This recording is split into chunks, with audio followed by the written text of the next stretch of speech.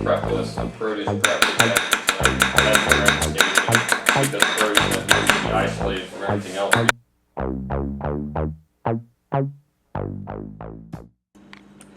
Hey guys, Mr. Knife Fanatic here. Today I have a couple of beautiful Damascus knives on the cutting board. We have the Masakage Shimo series. And in my right hand here is the 210mm Gyuto. And in my left here is the 120 Petty. These are really attractive little knives. Can't wait to try them out. So as usual, here are some specs and cutting performance. As you can see, the Shimo series stands for frost, and this mimics a frost on a window, or that's what it's supposed to mimic. Looks very beautiful. I like it a lot. You get nice little polished bits in between the matte finish, so it's got very good contrast. As you can see, that's going to turn some heads. I know it looks good on camera, and it's just as beautiful in person. The blade core is a Shirogami or a white number 2 Hitachi steel core. It is 62 to 63 Rockwell. This is going to take a nice steep edge. It's going to get very sharp and hold its edge slightly longer than white number 1. Really, really good stuff. We actually prefer this for in the prep world and kitchens. Really good for prep. So, the handle is an octagon handle with magnolia and black packerwood ferrule. As you see, black packerwood is very tough, very resilient, good for having close to the blade. And the magnolia wood is very warm feeling in the hand, nice and soft. The fit and finish is great on it, just like the rest of Masakage's line. So, I like it a lot. Blade length on the 210 is actually 220mm. It's slightly longer, and that is measuring from down here. I'm sure if you moved up a little bit, it'd probably be 215 from the back of the maki here, which the maki is eased on this as well as the spine. The petty is actually 127 on the edge, just slightly longer than advertised. Nothing wrong with that. And about the blade height, 43mm on the Gyuto. So that is actually a little bit shorter than some of the other knives we've been playing with lately, but you know what? There's nothing wrong. This is a 210, and it's actually meant to be a little shorter. I prefer tall knives, and let's see here. Let me get that on camera for you. Actually, I'm sorry, did I say 43? Oh, wow, this is actually 46mm. I apologize, guys. Yeah, I didn't think it was that short. 46, so that's a little bit better. Scratch that off of the paper, and I got 32mm for the petty, which is actually a little bit tall, which is nice. A lot of us prefer tall petties in the knife world. You just tend to get a little bit more control. As when you use a petty, you're going to choke up and you're grabbing the blade. You really want a little bit more of something to grab onto when you're using it. So as you can see, I have a medium-sized hand, and it doesn't really crowd the blade too much. Nice. The weight on these, 143 for the Gyuto, which is a very light blade. It actually feels heavier than it is because the weight is so much forward. We'll get to that in a second. And 67 grams on this, just a little featherweight knife, doesn't weigh anything. Weight's really insignificant for that one. Grind is 50-50, so these are good for left and right hand users as well as the octagon handle. So left hand users should love these. It is a convex laser grind. I like to call it laser because it's just so thin behind the edge. Nice and convex. By the way, spine thickness, about 2mm through here. You have 2.5mm as you start getting here, and about 3mm as you get closer to the heel. Actually, a little bit over 3mm there. There is an excellent distal taper. I could feel in the grind here with my hand that this tip seems to be a little bit thinner than some of the rest. If you can see, the bubble in the convex actually ends all the way up here. So you get the convex face that goes here, and you get a nice flat face all the way across there. That should just fly through onions, and we're going to try that out. So, real quick, balance point. Going to be very blade heavy, but this is a light knife, so it's really insignificant. That is going to be on or slightly in front of your pinch grip. Actually, that is on the pinch grip, so that is perfectly balanced for someone who pinch grips. And if you're going to do a hammer grip, it's going to give you a little more blade weight to get through ingredients. And not sure balance point on this matters so much, but it's actually perfectly balanced, as you can see. So there we go. Let's get some ingredients on the board and get some cutting performance going, guys. We will try out some onions first. Get that off the board, get that off the way. Let's see. We're going to do some diced onion first, and a little bit about the profile.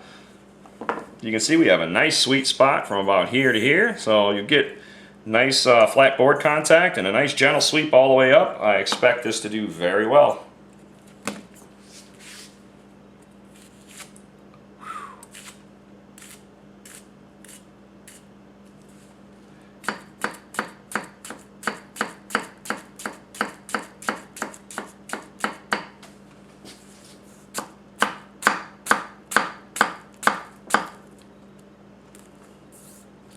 One-handed onion, need I say more? This, I think, is the most ambitious knife of the Masakage series I've used yet. Extremely thin. This one is ground more like a laser than the rest, actually. You can see I'm not going to say much here and let the knife do the talking. It's quiet. Listen to how quiet this is. This tip flies through just like I thought it was going to.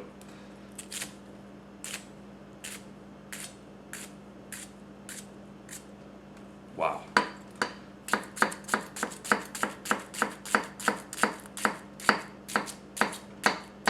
That is incredible, man. This is one of the best knives I've used. Period. This is one of the best knives I've ever used. I know a lot of my videos I'm saying these knives are great, these knives are great. Yes, they really are. This one here is exceptional. This is at least as good as a Richmond laser. I think maybe a little better than a laser. I don't know, man. It's a toss-up. I wish I had a laser here to try them.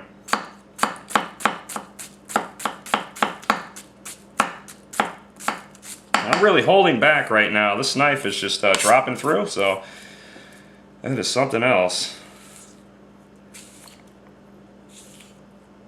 You can see that whole tip just slides through everything. I really wish I had a couple more of these to dice, but the rest are going to be Juliennes. Maybe I can improvise, huh? Get the board cleaned off. You can go to Masakage's website, by the way, masakageknives.com. You can read about the blacksmith who made this. It's a very nice little story. The guy wanted to originally give up as a blacksmith, but after he had a couple of good customers, he stuck it out. Let me tell you what, I'm glad he did.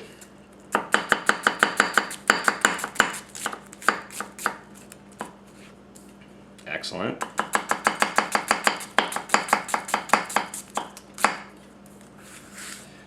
Very nice, no fuss there. Let's try to do a little couple draw cuts with the tip. That's funny. It really is funny. I mean, yeah. I don't want to goof off too much on camera. It is incredibly good.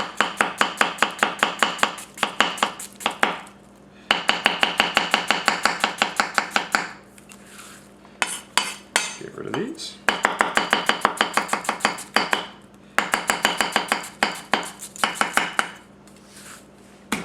Yeah, I can get through it quick if I want, but that's no fun, right? We got to drag this video out to at least 10 minutes. Otherwise, it's not a good video, right? So that's done excellent so far. The out-of-the-box edge on this was just as sharp as the rest of the Masakages. Incredibly sharp out of the box. I'm going to give them an A+ rating on sharpness out of the box. Every single one, equal sharpness. Great, great sharpness. I'll do a little bit of a carrot here. Lasers through.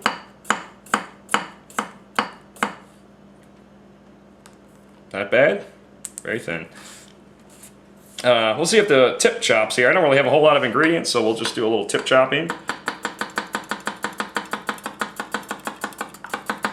Very nice. My thumb was starting to get a little close there. By the way, never feed your thumb, never feed an ingredient into the knife. You may have seen me do that once or twice, but hey, I'm not perfect. Here we go. Do a little bit of brunoise. I expect this to do very well for detail work because it's a laser. This is a little bit thinner than Masakage's other knives. Really, I say their most ambitious line that I've tried yet. Let's see. I want to get that squared off. All right. Something on my board. I can feel it. Get off. There we go. Very nice. Good through hard ingredients. This being such a thin knife, it's still stiff. I'm really putting a lot of pressure. You can just barely make it flex. So this is going to do well against hard ingredients. It's awesome for a small, light knife to be such a hard, durable knife. So, hey, I'm saying nothing but good things here about this knife because I'm seeing nothing but good things so far. Make your little carrot sticks with no problem, matchsticks.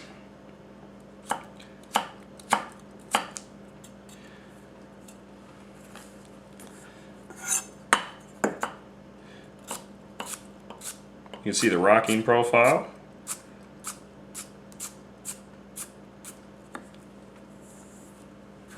Very nice.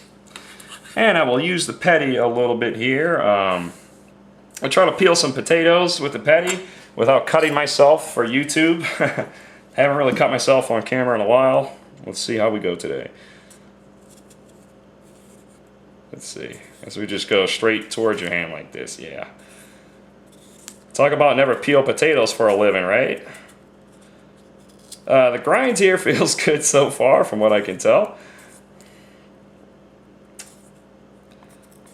This is a very thin, nimble feeling little knife. Let's see. We're going to get this down by the end of the video. We're going to do one more potato. I know this is painful for you to watch, but you tuned in, you better stay to the end. You might miss something exciting. Oh, very nimble feeling little knife. I love the weight where it's at. Your fingers hook into the maki perfect to give you a nice big maki there. I like that a lot.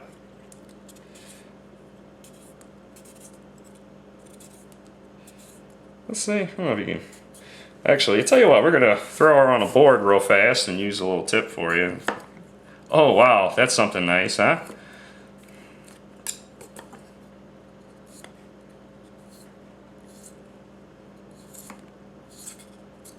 I guess you could pluck the eyes, pluck your little eyes out of there.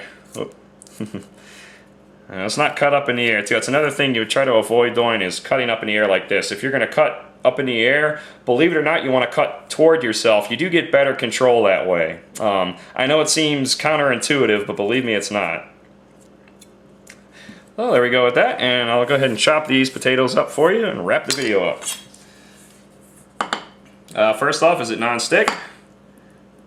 It seems non-stick. Barely stuck at all. That's releasing. I will consider that very non-stick still. That is extremely non-stick.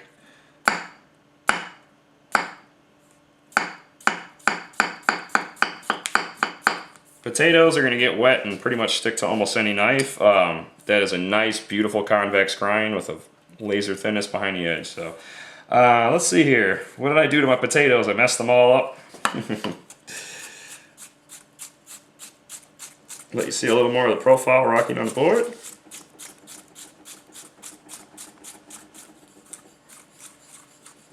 And this knife does seem like it wants to stick into the board a little bit, so it is right at that super duper thinness, which basically it sharpens up very, very fast. Actually, if this knife weighed more, it would stick in the board when I'm chopping. So I think that wraps it up, guys. This so far has been my favorite knife out of the Masakage line. I strongly recommend you give these a look if you're looking for some beautiful stainless clad Damascus knives. They sharpen up like crazy fast and get really sharp. And they're very beautiful. I don't have enough good things to say, so thanks for watching, guys. Stay tuned and stay sharp.